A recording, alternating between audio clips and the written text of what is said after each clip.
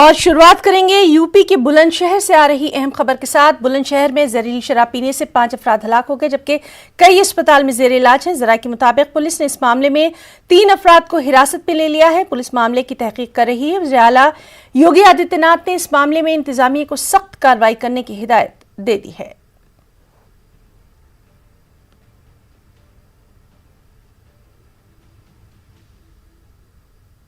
पीली परसों फिर उल्टी करी, फिर कल मैं ड्यूटी चली गई, तो फिर मोज पीछे सही से हो गए, फिर 3 बजे से फिर हो गई घबराहट सी।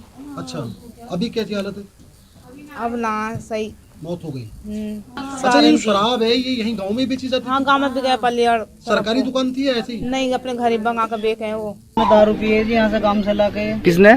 कलवा ने। कौन है कलवा? आप भाई है मेरा कलवा। अच्छा, फिर क्या हुआ? अभी हम जब इन्होंने ज्यादा दारू वारू पी ली तो हमको रात पता न थी। अब इन्होंने हमने पौवा से वो देखे खाट पर लत्तन में निकले पौवा। अच्छा, अब वो तो एक्सपायर हो गई तो पौवा उनके साथ नहीं। अब यहाँ पर देखा तो घर पे पौवा रखा है। दारू पीने से मरे हैं जी 4 लोग।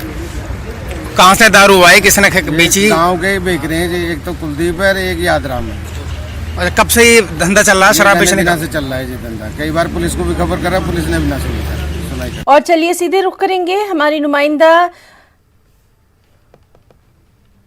रंजना का और उनसे जानेंगे। रंजना, अभी तक इस मामले में क्या कुछ कार्रवाई की गई है? क्योंकि सीएम योगी आदित्यनाथ बेहद सख्त नजर आ रहे हैं इस तरह के मामलात में, क्या कुछ कार्रवाई?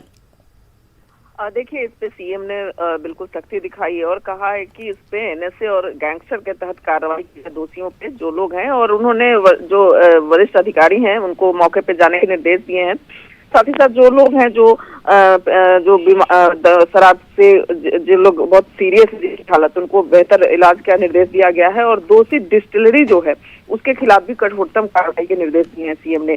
जो स्थानीय स्तर पे 3 पुलिसकर्मियों को वहां के एसएसपी ने निलंबित कर दिया है। इस तरह से देखा जाए तो मामले में तुरंत कार्रवाई की गई है। और जो लोग, क्योंकि मृतकों की संख्या 5 हो गई है और 7 लोग कहा जा रहा है कि अभी और सीरियस हैं, तो इस तरह से देखा जाए तो इस पे काफी सख्त एक्शन लिया गया है और कार्रवाई की जा रही है। जी रंजना, बहुत बहुत शुक्रिया आपका तमाम तर तफसीलात के लिए।